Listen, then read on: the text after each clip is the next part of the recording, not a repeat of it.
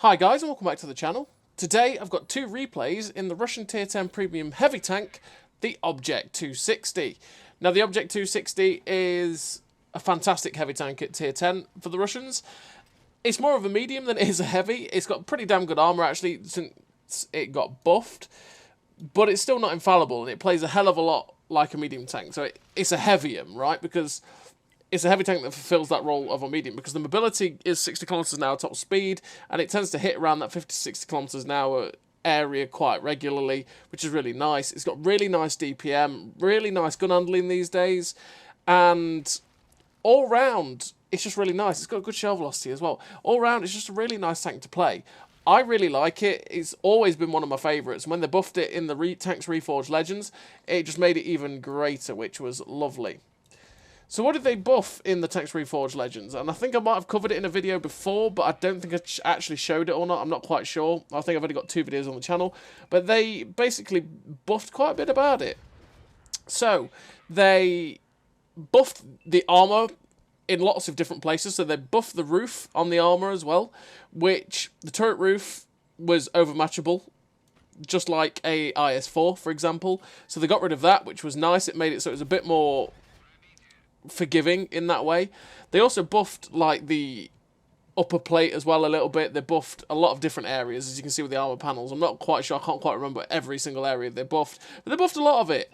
And then they buffed the reload from 12.1 to 11.2. The aim time, massive change. 2.5 second aim time to 2.2 seconds aim time, and a 3.7 accuracy down to a 3.5. Those buffs were absolutely lovely for the 260. It gave it more DPM. The gun gets aimed in really quickly. Its accuracy is not even that bad, and then add in 6.0 and its beautifulness as well, in terms of the accuracy for the 260, in, you know, the crew perks and stuff. And this tank sings. I absolutely loved it before. I love it even more now. It's an absolutely great tank to play. I really do enjoy playing it. And yeah, I just enjoy it because it's fast, because it's got a good gun, because it's got pretty good armour. So it's not infallible, it's not like perfect armour, but it's the type of armour that you can bounce quite a lot of shells. And you get those sort of awkward bounces as well, where people think, oh, I should pen that, and then you just ricochet, which is quite nice. In terms of a crew on the 260, I run typical heavy tank crew, born leader, rapid reload, sixth sense, situational awareness, steady aim, snapshot, run and gun, and off-road driving. Off-road driving to help with the terrain resistances, to make sure that this tank hits its top speed, because it is mobile. I want to make sure it's hitting its top speed. And then rammer, vert stabs, and optics. All the gun perks, like I say, to make the gun as good as possible, because it is every tank, it relies on the gun.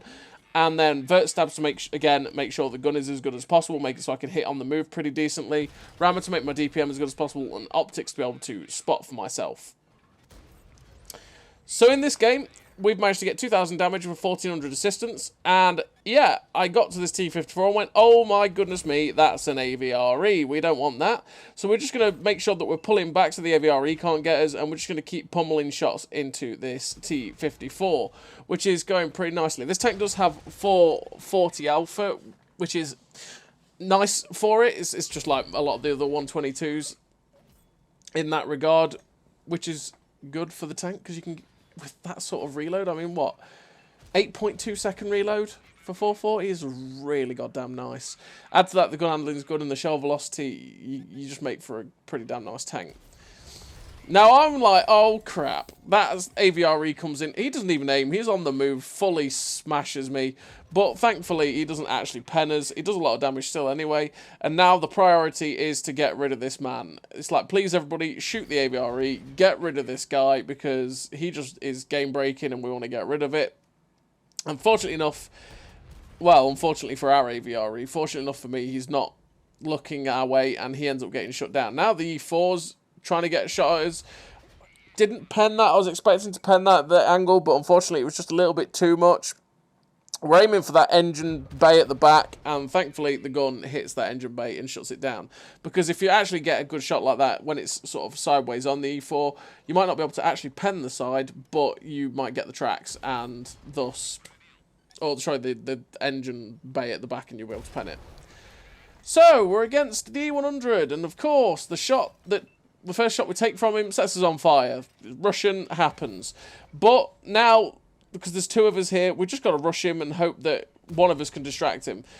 Fortunately enough for me, the E100 clearly just doesn't care. He's like, you know what, I could go after the 260, but I'm not going to. We've loaded, well, we've only got heat left, which is perfect realistically for the E100 because, you know, we've got like that really high heat pen, and that E100 is gone. It was at that point where, obviously, he set us on fire, which was incredibly unlucky. But again, it happens. If people shoot you through the upper plate, which people can, especially if they're firing premium, they can go through your upper plate, which is why I say it's more like a Heavium. You don't want to be that truly brawling in front of heavy tanks, because if they fire their premium rounds, they're just going to, you know, wreck your armor, which is not what you want to be doing. You want to be sort of more brawling with those medium tanks, sorry, and having a good time. But finish that game with 4 kills, nearly 6k damage, the ace tanker, 1760 base XP, and 2.1k assistance. So, you know, about 8k combined, which is a really nice game for the Object 260. Pretty standard game on Overlord, realistically, where we managed to win the top, and then we went down and fought the people on the beach, and who had got themselves isolated, and we killed them. I cannot stress enough, do not go to the beach. That's it. That's my message for today's video. Don't go to the beach on Overlord.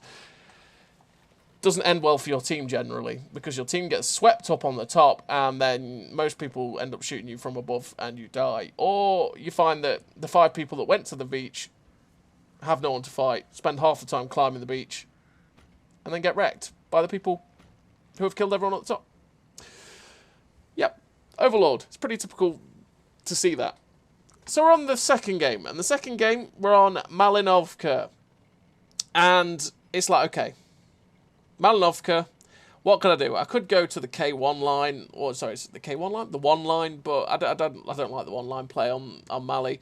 So what we're going to do is we're going to go to the hill, because if we take the hill, we can get good vantage points down into their areas. We can slip off and get hull down in certain areas where we can shoot towards their cap and their camping spots.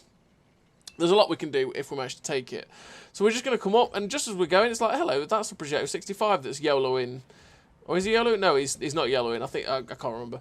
He was just in a position where he got spotted there by Randy, I think it was. And it's like, well, we're just going to keep trying to put some shots in to help him out. Because obviously, the position that Randy's taken is really good. But the problem is that people do like to YOLO it. They will full send it, probably lose all their hit points just to kill one tank. And, well, probably die as well doing it. Happens all the time. The amount of times I've taken that position, had 3 tanks YOLO me, kill me, but then die themselves is immense. It's one of those things you've got to be measured when you take that position back from someone. If someone is in that position, it's a really strong position where Randy is. And it's very hard, well, it's very easy to get them killed, but at the same time also survive yourself and keep your hit points, right? It's just an awkward one. But now we're in the position we want to be on top of the hill. We're using the windmill to my left to cover me from artillery, also to cover me from the other guys, and we can just keep poking out and popping the shots as we want. And there's now this Type 5 Heavy, which I've not got heat in, which makes it a bit awkward. We're loading the heat now to make sure we're going to go through the top, because, well, we're not going to go through a Type 5 Heavy with standard APCR. He's getting penned by everyone. We do smash the heat straight through his lower plate, which damages his engine. Well, he derps us because that's just what Type 5 Heavies do. And we're going to make sure that this shell goes through his lower plate to finish him off. And that's exactly what happens. We're up to 1600 damage with 287 assistance. And I'm just watching what everyone is doing on this hill. This Scent Axe concerns me a little bit with the amount he keeps trying to push up on my left. So I'm trying to just see if I can feather a shot at him. We try and go for the shot through his cupola, but it doesn't quite go through. The 260 is now pushing up, and it's like, okay, Mr. 260, let's go. Let's go for it. We're just looking for a shot at him, but he's actually side-scraping off of the Type 5 Heavy, which is going to make it very, very awkward to deal with him. So it's like, right, okay, you know what? If he's going to make it awkward, let's go after his T30 friend, who is in the open. The Centurion could get shots at us here, and well, he tries to and misses, but we just want to get rid of the big gun out of here, because that T30 naturally has a big gun, and it will hurt if it hits. So we just want to get rid of that gun. You can see we're just focusing it as hard as we can. Unfortunately, we low roll there, which means we couldn't quite finish it off. but he does end up getting shut down. Now the Centurion 7-1's in a position where I can start pummeling shots in. At the minute, we've got this destructible cover between me and the Object 260. The Object 260 will have to destroy the destructible cover to be able to get a shot at me at the minute, but he's not really too concerned about me. He's got other people he can shoot.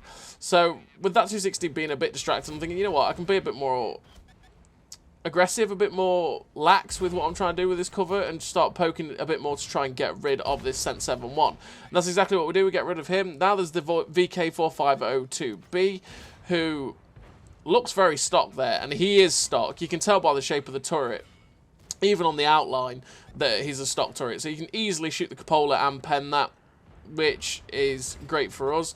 Just trying to get into a position where we can actually see him. We slammed the heat round through his lower plate, because we did load heat, because it is a VK4502B. And with standard rounds, you'll pen the lower plate, right? And you'll pen the turret, but at the same time, sometimes it can be an absolute struggle, and we don't want to. So Willows is down here in his STRV. He is being pressured by a Foch and something else. He didn't quite see what it was, a medium tank. So we're just going to come over here and try and back up, try and help out.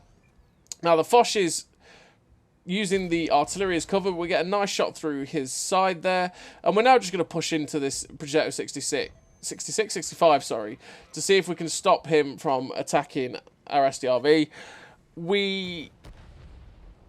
I was about to say, we're going to shut down the Foch, but we didn't even get a chance to shoot the Foch. But now we're just going to push aggressively. We're at 5.3k damage, 287 assistance. We've got a lot of hit points. So I'm just going to push in to see if I can spot anything else down here. And we get a nice shot into the Projecto 65 before it gets shut down. Now we've got a shot into the rear of the Skoda T50, which it goes in, which is nice. And he then gets shut down by the Jagdtiger. They've only got 5 tanks left, and we pretty much know where those 5 tanks are. They're going to be towards their base or on that one line, because that's the ones that are left on the enemy team. We end up getting detected, and it's like, where is that? And it's the Turan. So we get a nice shot into the Turan there, who's now ducking and diving, dipping and dodging into the dip. And that is great for me, because this Turan now is in my play zone. He's in my area. He's hull down. I'm hull down against him, sorry, which means that he's going to struggle a little bit to pen me. But also, I can just keep poking over and getting shots into him. He's dead now, though, because Weller's managed to shut down the STRV, because the STRV has fantastic DPM. And we get a nice shot into that 50B that's over there, and that puts us on to 8,000 damage. We're just trying to get the heat shell into the 50B, but it doesn't go anywhere near, typically. Sad times. The artillery tries to get a shot in, but he's gone. Now there's a Waffle and a CS59. Again, we know where the CS59 is, and I'm guessing the Waffle's probably at like E1 or something along that, again, that one line. I'm expecting to be somewhere where I'd expect a TD to be, like E1, D1 in that area, because they can get there and sit there and not get spotted and have good shots at people. So we're just going to YOLO across the field, because we've got good hit points. If we spot him, we're going to get a lot of assistance. We end up getting lit up by, I think, the CS59. We spot the Waffle, who sets us on fire with the first shot. Very typically, again, sets on fire. It likes to set on fire. But luckily for me, the shot flew true and finished him off. And our next shot finishes the CS59 off too. And we finished the game with the victory. 5 kills, 8,083 damage, 1,719 base XP. The ace tanker, the Confederate, the high caliber. Yeah, and a really nice score for the Object 260. Honestly, an absolutely solid tier 10. It's a hell of a lot of fun to play, because it's got that great mobility, great gun. It's just a really good all-rounder, and you play it like a Heavium. Don't exactly go truly brawling on heavy corners, and you'll be a good time. So as always, everybody, thank you very much for watching. I'll see you next time.